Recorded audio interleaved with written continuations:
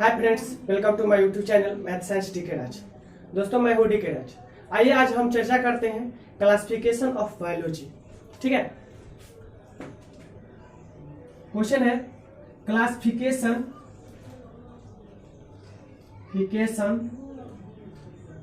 Of biology, यानी कि जीव विज्ञान का वर्गीकरण। जीव विज्ञान को जो है दो भागों में वर्गीकृत किया गया है। जीव विज्ञान को दो भागों में वर्गीकृत किया गया है। पहला बोटनी और दूसरा जूलॉजी। बोटनी का हिंदी होता है वनस्पति विज्ञान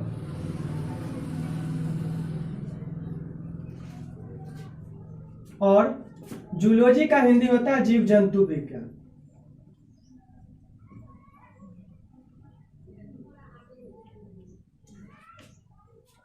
अब हम लोग चर्चा करते हैं वनस्पति विज्ञान के ऊपर।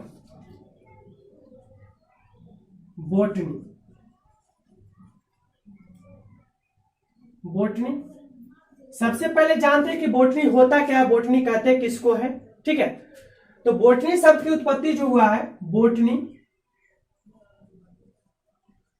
यदि आपसे कोई पूछे कि बोटनी कौन सा शब्द है, तो बोटनी जो है वह ग्रीक वर्ड है। बोटनी ग्रीक वर्ड है। ठीक है, और ये कौन सा शब्द से मिलकर बना है, तो ये दो शब्दों से मिलकर बना है, बोटेंस और वास्किन से। ठीक है, तो ये पहला बना है बोटेंस, ठीक, और दूसरा जो मिलकर बना है वो वास्किन से।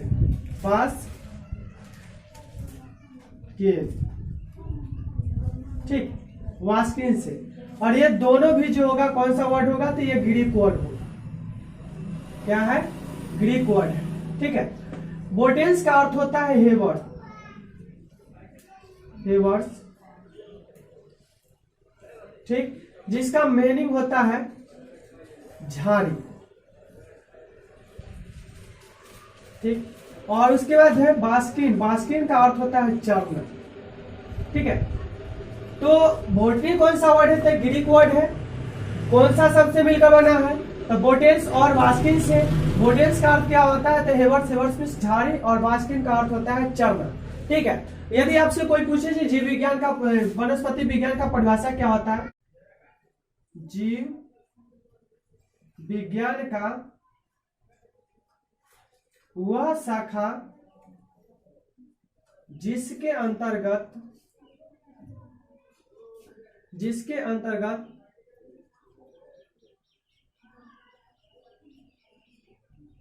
पेड़ पौधों एवं झाड़ियों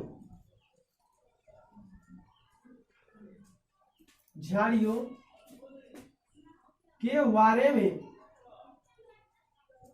विस्तृत अध्ययन किया जाता है वनस्पति विज्ञान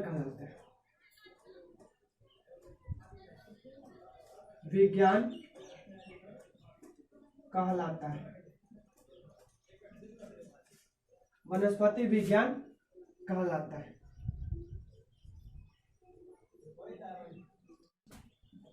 बायोलॉजी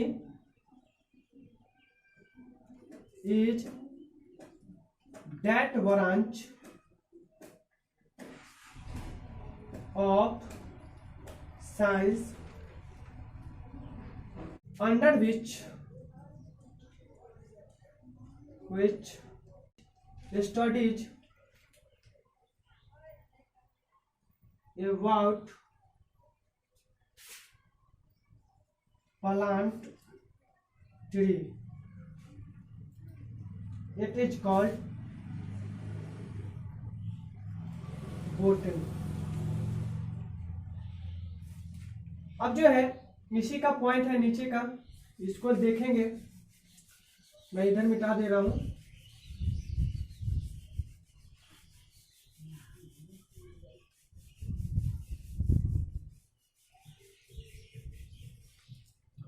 आपसे पूछा जाएगा कि वनस्पति विज्ञान का पिता किसे कहा जाता है। नोट में इसको नोट कर लीजिएगा। पहला टॉपिक कि वनस्पति विज्ञान का पिता जो है किसे कहा जाता है। तो वनस्पति विज्ञान का पिता, वनस्पति विज्ञान का पिता थियोफ्रेस्टस को कहा जाता है। यदि आपसे पूछे कि आधुनिक वनस्पति विज्ञान का पिता किसे कहा जाता है, आधुनिक, तो आधुनिक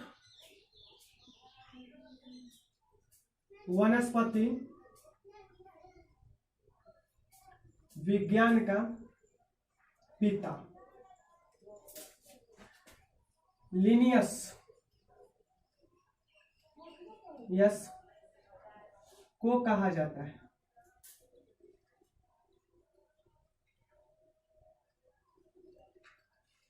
उसके बाद यानी कि थियोफ्रेस्टस जो है एक अपनी पुस्तक लिखे थे, उस पुस्तक का नाम था हिस्टोरिया प्लांटारूम। तो थियोफ्रेस्टस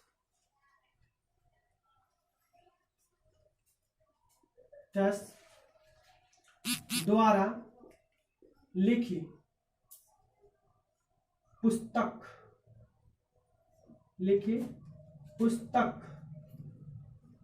का नाम हिस्टोरिया प्लांटारूम, हिस्टोरिया प्लांटारूम, जिसमें क्या है कि 500 जीवों के बारे में, जिसमें 500 पेड़ पौधों